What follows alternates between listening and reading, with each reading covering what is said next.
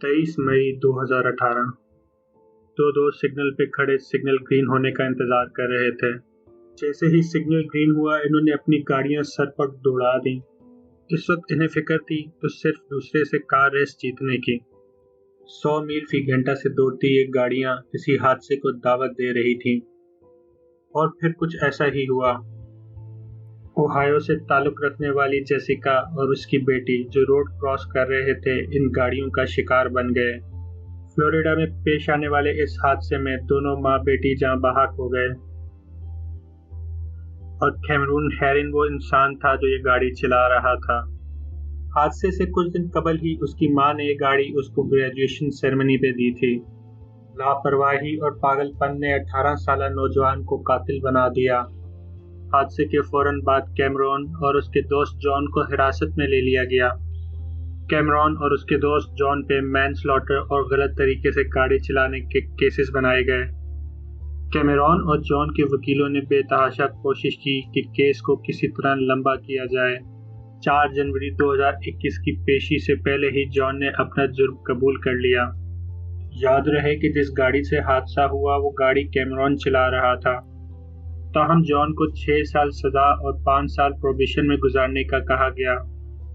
आपके नॉलेज के लिए बताते चले हैं कि प्रोबेशन वो अरसा होता है जिस दौरान पुलिस मुजरिम की हरकत सकनात और बिहेवियर पर नजर रखती है।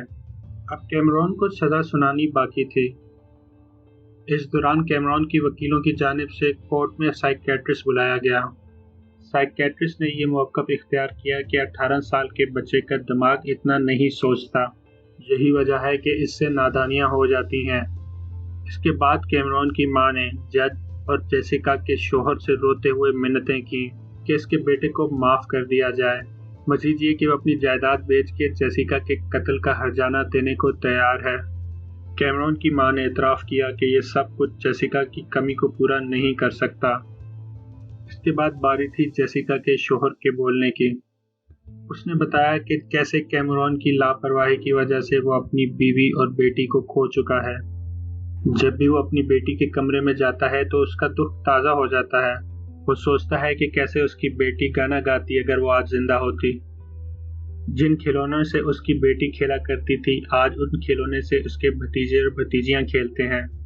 उसने अपनी बीवी की तारीफ करते हुए कहा कि वो सबसे प्यार करने वाली नरम दिल खातून थी, मगर कैमरॉन की वजह से आज उसकी जिंदगी बर्बाद हो चुकी है।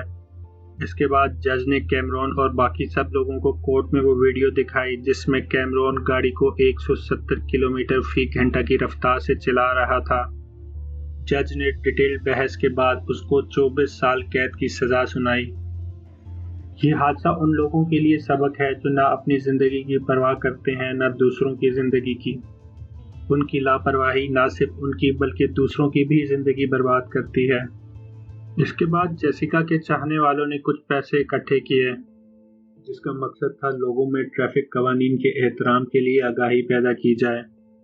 कैमरॉन और उसके वकीलों ने सजा में कमी की दरख्वास्त की, ताहम उसे कबूल नहीं किया गया।